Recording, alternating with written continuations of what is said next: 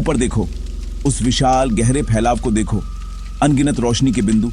हमने हमेशा ऊपर देखा है और सोचा है, क्या हम अकेले हैं?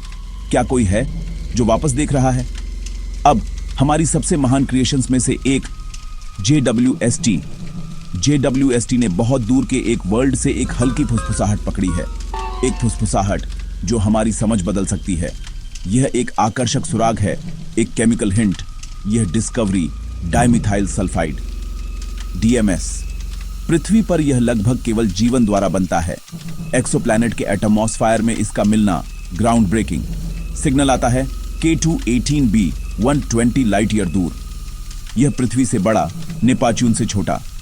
यह अपने स्टार के हैबिटेबल जोन में है, जहां लिक्विड वाटर हो सकती है और शायद कुछ जीवित। यह प्रूफ नहीं है, मैं क्लियर रहना चाहता हूं। यह एक हिंट है, एक पावरफुल कंपेलिंग हिंट। इस डिस्कवरी के वेट को समझने के लिए मशीन को समझो जिसने यह संभव किया। जेम्स वेब स्पेस टेलीस्कोप सिर्फ टेलीस्कोप नहीं, एक टाइम मशीन और एक कॉस्मिक केमिकल लैब। इंजीनियरिंग का एक शानदार पीस 1 मिलियन मील दूर L2 पर सूर्य से शील्ड होकर इसका विशाल दर्पण सबसे हल्की फुसफुसाहट पकड़ता है। यह प्रकाश को विच्छेदित करता है स्पेक्ट्रम में।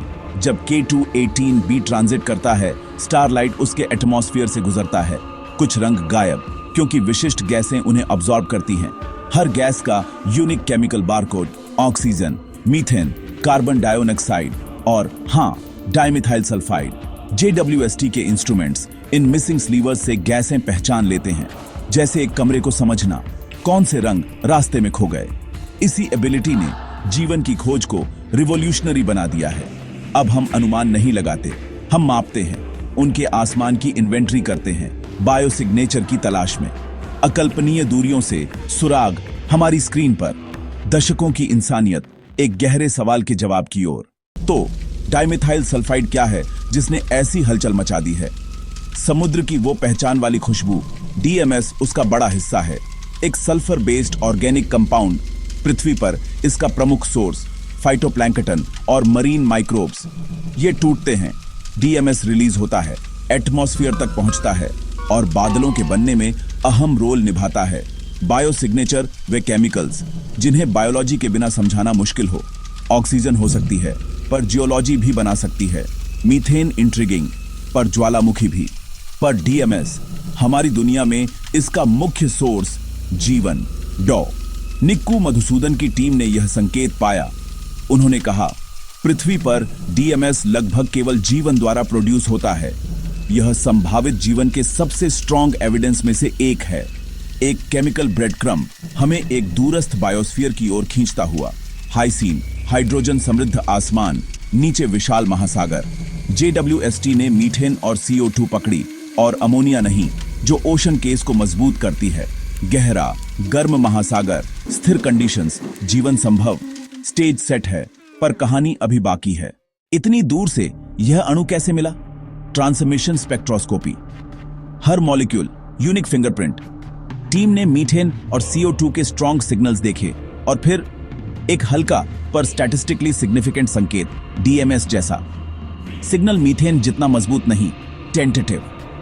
फिर भी डेटा इसकी उपस्थिति सुझाता है। असाधारण दावे, असाधारण सबूत मांगते हैं। क्या किसी हाइसीन दुनिया पर अजैविक केमिस्ट्री DMS बना सकती है? यही सबसे बड़ा डर। False positive. कोई एक गैस सिल्वर बुलेट नहीं, मॉलिक्यूल्स का पूरा सूट चाहिए। यह एक सुराग है, निष्कर्ष नहीं। पीली बत्ती, हरी नहीं।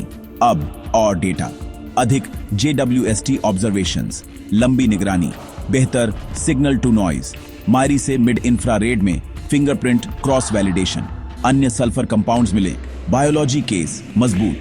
धीरे धीरे बहस, रिव्यू और फिर सहमति। दुनिया देखेगी जब हम फिर सुनेंगे। हम एक उल्लेखनीय युग में हैं। दूर के ग्रहों पर जीवन की तलाश सचमुच संभव है। K2-18b पर DMS का संकेत, एक गहरा मील का पत्थर। वही जिज्ञासा तब की नजरों से आज की माप तक, चाहे यह बायोलॉजी हो या कोई नई विदेशी केमिस्ट्री। हम अन्वेषण के एक नए चरण में प्रवेश कर चुके हैं। अब JWST अन्य आशाजनक दुनियाओं, हाइसीन और अर्थ जैसे उम्मीदवारों पर निशाना साधेगा। हर ऑब्जर्वेशन एटमॉस्फेयर की लाइब्रेरी में एक नया पन्ना। कौन बंजर, कौन सही सामग्री से भरपूर, हम सीखेंगे। धैर्य और संदेह दोनों हमारी रोशनी है। पहली बार हम केवल पूछ नहीं रहे, हम जवाब के लिए डेटा जुटा रहे हैं। ये डीएमएस एक आश्चर्य, एक ढीला धागा जिसे खींचना है। हम अंतहीन सीमा पर खोज करता है, खोज जारी है। तारे अब केवल बिंदु नहीं, सूर्य हैं, दुनियाओं, मौसम, रसायन और शायद जीवन के साथ, हर फोटॉन के साथ हम करीब आते हैं। ब्रह्मांड की चुप्पी शायद इतनी शांत नहीं। हम सुनना सीख रहे हैं और हमने अभी एक फुसफुसाहट सुनी है।